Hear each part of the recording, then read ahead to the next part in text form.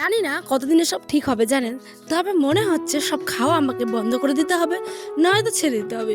শুধুমাত্র জল, soup, salad এই সমস্ত কিছু খেয়ে থাকতে হবে জানেন। জীবনটা দিন দিন কেমন যেন তেজপাতার মতো হয়ে যাচ্ছে। তো যেমন দিলে পরে তার রান্নায় স্বাদ বাড়ে, কিন্তু রান্না হয়ে যাওয়ার পরে ঠিক যেমন উঠিয়ে ফেলে দেয় কিংবা ছুঁড়ে ফেলে দেয়, এরমটাই। কেন বলছি? আরে দাঁড়ান শেষ অবধি ব্লগটা দেখুন, আশা করছি ব্লগখানে ভালো লাগবে। তো আমার প্রিয় পরিবার কেমন আছেন সকলে? আমি তো অনেক অনেক ভালো আছি, কিন্তু গতকাল ব্লগ দিতে পারিনি। কেন বলুন তো? বিশেষ একটা কারণ হচ্ছে আমার ফোনের যে ব্যাক কভারটা হয় সেটা কিন্তু এতদিন ধরে নেওয়া হয়েছিল না। আপনারা তো জানেনই যে আমি একটা নতুন ফোন নিয়েছি, আমার সেই নিজের টাকায় উপার্জন করা পুরোনো ফোনটা আয়নার আব্বার দোকানে নিয়ে গিয়ে রেখেছে নিজের প্রয়োজনীয় কাজে। তো সেই কারণে আমি আমার নতুন ফোনের ব্যাক কভারটা নেওয়া হয়েছিল না। তো সেই কারণে আয়নার আব্বা নিয়ে গেছিল হচ্ছে গিয়ে একটা মার্কেটে।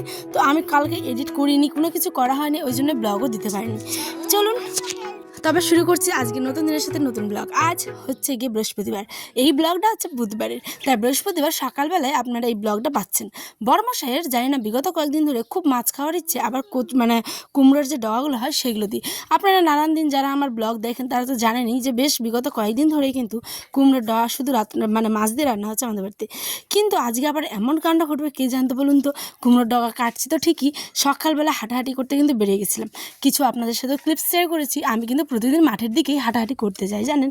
আর এই হাঁটাহাঁটি করলে জীবনটা অনেক অনেক অনেক অনেক অনেক শান্তি লাগে। আর সত্যি কথা বলতে মাঠে হাঁটাহাঁটি করার মজাটাই কিন্তু একটু অন্যরকমের।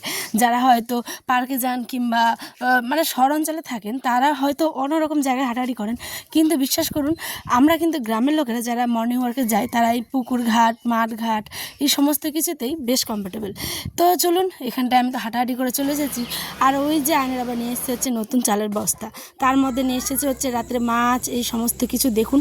আর সকালবেলা রান্নাতে ওই যে বলেছিলাম কুমড়োর ডগাটা রান্না করেছিলাম, কিন্তু দেখাতে ভুলে গেছি। এখন রান্না করব হচ্ছে কি মাছ। সকালবেলায় রান্না করেছিলাম কুমড়োর ডগা আলু দিয়ে একটা তরকারি, নর্মাল। তো মাছ কয়েকখানা ছিল, তো সেই মাছগুলো ভাজাই আয়নার আব্বা খেয়ে নিয়েছে। এখন হচ্ছে রাতের বেলা কিছু কিছু ক্লিপস নেওয়া হয়েছে, কিছু কিছু নেয়নি, কারণ একটু বাড়িতে সমস্যা চলছে। তাই তো এখানে বেশ কয়েকটা মাছ আটা, তেলাপিয়া আর রুইয়ের দুটো পিস দিয়ে দিয়েছিলাম হচ্ছে রান্না করার জন্য। তো এটা হচ্ছে পরের দিন সকালবেলা, দেখুন কত বৃষ্টি। এত বৃষ্টি পড়ছিল যে দেখুন সাইকেল, বারান্দা সমস্ত কিছু ভিজেছে একসে কাণ্ড।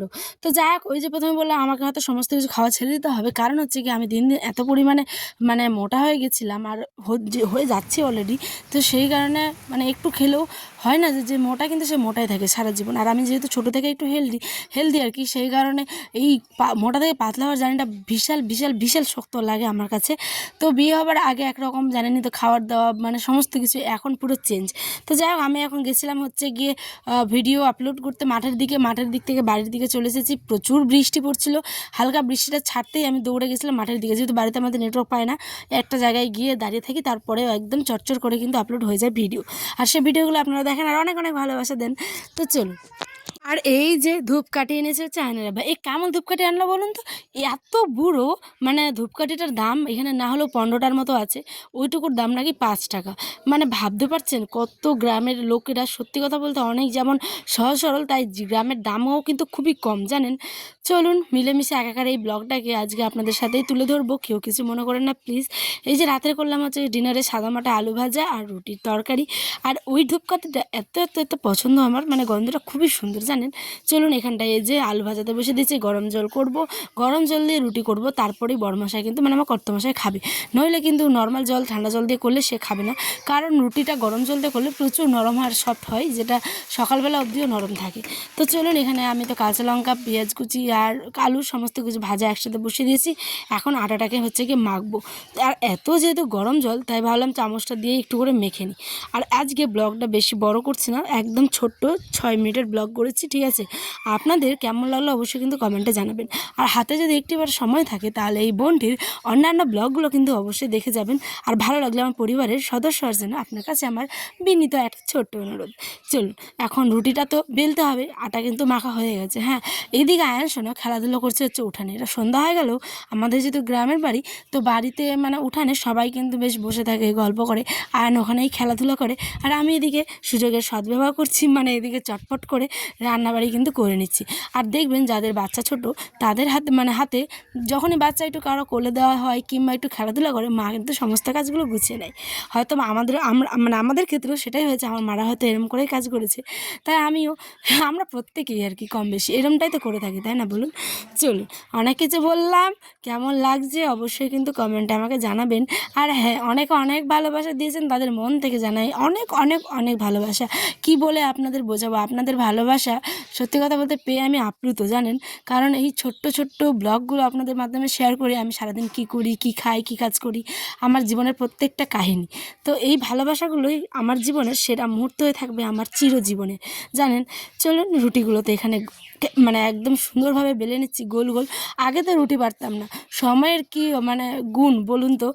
আগে যখন বাড়ি থাকতাম রুটি কোনোদিনও বেলতাম না, মাকে বলতাম তুমি বেলো আমি শিখি, কোনোদিনও শিখতামও না এরম। কিন্তু ওই যে জীবনটা যে পাল্টে গেছে, তাই না? দেখুন কত সুন্দর সুন্দর গোল গোল রুটি বানিয়েছে, আর প্রত্যেকটা রুটি কিন্তু বেশ ফুলেছে, জানেন। তাই আমি প্রচুর প্রচুর প্রচুর খুশি। রুটি কিন্তু ফুললে আমার বেশ ভালো লাগে, আর ফোলা রুটিগুলোই নরম তুলতুল হয় একেবারে। চলুন, কি আর বলা যাবে, সময়ের সাথে সাথে জীবনটা যেমন পরিবর্তন হয়ে যায়, আমাদের জীবন প্রত্যেকেরই কিন্তু এরকম, আমার আপনার প্রত্যেকেরই। যেটা আমরা বিয়ের আগে করতাম না, দেখবেন বিয়ের পরে পুরো জীবনটাই হয়তো সেটাই করতে হবে, এরমটাই। কি আর করা যাবে, উপরে একজন যে বসে আছেন তিনি তো সবই জানেন, কখন কে কী পাবে, কি হারাবে, কখন কি কপালে আছে না আছে। তো আজ ব্লগটা এইটুকুই বন্ধুরা, দেখাবেন একটি ব্লগে। সকালে ভালো থাকবেন, সুস্থ থাকবেন, দেখাবেন একটি ব্লগে ঠিক 5টার সময়।